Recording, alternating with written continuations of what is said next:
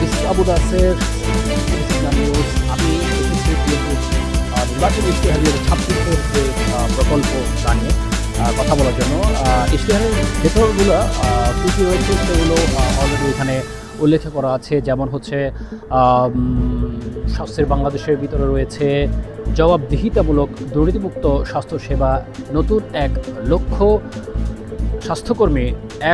স্বাস্থ্যকর্মী নিয়োগ, মহানগর ও জেলা শহরে স্বাস্থ্যসেবা নিশ্চিত করা, ঘরে ঘরে রোগ প্রতিরোধ ও স্বাস্থ্য সচেতনতা বৃদ্ধি, মা ও শিশুর পূর্ণাঙ্গ স্বাস্থ্যসেবা প্রদান, প্রাণঘাতী রোগের চিকিৎসায় পাবলিক প্রাইভেট পার্টনারশিপ, সারা দেশে ঔষধ ও ভ্যাকসিন সরবরাহ নেটওয়ার্ক এবং মশাবাহিত রোগ নির্মূল। এটা উল্লেখ করেছেন। সুস্বাস্থ্যের বাংলাদেশের মধ্যে চিকিৎসা খরচ মেটাতে আর সর্বশান্ত না হওয়া এবং মানসম্মত চিকিৎসা সেবা থাকছে সকলের দোরগোড়ায়।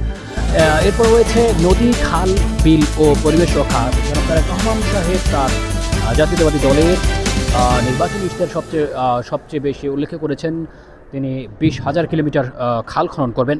তার মধ্যে এখানে উল্লেখযোগ্যটা যে সারা দেশে অন্তত 20,000 কিলোমিটার খাল ও নদী পুনঃখনন করে পানি প্রবাহ নিশ্চিতকরণ।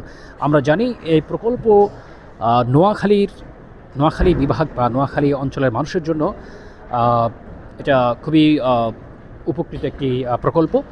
এক্ষেত্রে তিস্তা ব্যারেজ উন্নয়ন ও পদ্মা ব্যারেজের মতো প্রকল্প গ্রহণ, যাতে প্রাণ ফিরে পাবে নদী, খাল, বিল। এই মধ্যে আমরা জেনেছি যে ইন্ডিয়ান যে ব্যারেজগুলো নির্মিত হওয়ার কারণে তিস্তা ব্যারেজ উন্নয়ন প্রকল্প, পদ্মা ব্যারেজের মতো বিভিন্ন নদী প্রায় মরে গিয়েছে। সেসব নদীগুলো সেগুলো প্রাণ ফিরে পাবে নদী, খাল, বিল। এরপর হচ্ছে তিনি 25 কোটি গাছ 5 বছরের রোপণ ও রক্ষণাবেক্ষণ। ইট ইস ভেরি টাফ। 25 কোটি গাছ 5 বছরের রোপণ ও রক্ষণাবেক্ষণ। সারা দেশে পর্যায়ক্রমে সমন্বিত বর্জ্য ব্যবস্থাপনা গড়ে তোলা, যার মাধ্যমে তৈরি হবে বর্জ্য থেকে জ্বালানি ও জৈব সার।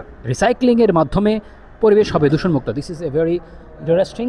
সারা দেশে পর্যায়ক্রমে সমন্বিত বর্জ্য ব্যবস্থাপনা গড়ে তোলা, এর মাধ্যমে তিনি বর্জ্য থেকে জ্বালানি ও জৈব সারের বিষয়ে উল্লেখ করেছেন। ক্রীড়া বিষয়ে বলেছেন, ক্রীড়া পেশা, ক্রীড়া পরিবার পাবে ভরসা। ক্রীড়া হলে পেশা, পরিবার পাবে বর্ষা। তো খেলাধুলাকে পেশা হিসেবে প্রতিষ্ঠা। জাতীয় শিক্ষাক্রমে 4র্থ শ্রেণী থেকে খেলাধুলাকে বাধ্যতামূলক করা হয়েছে। নতুন কুড়ি স্পোর্টস কর্মসূচির মাধ্যমে 12 থেকে 14 বছরের প্রতিভাবান ক্রীড়া শিক্ষার্থীদের বৃত্তি প্রদান। 64 জেলায় ইনডোর সুবিধা সম্পন্ন স্পোর্টস ভিলেজ নির্মাণ। দেশের সব উপজেলায় ক্রীড়া অফিসার ও ক্রীড়া শিক্ষক নিয়োগ। প্রতিটি শিক্ষা প্রতিষ্ঠানে পর্যায়ক্রমে বিষয়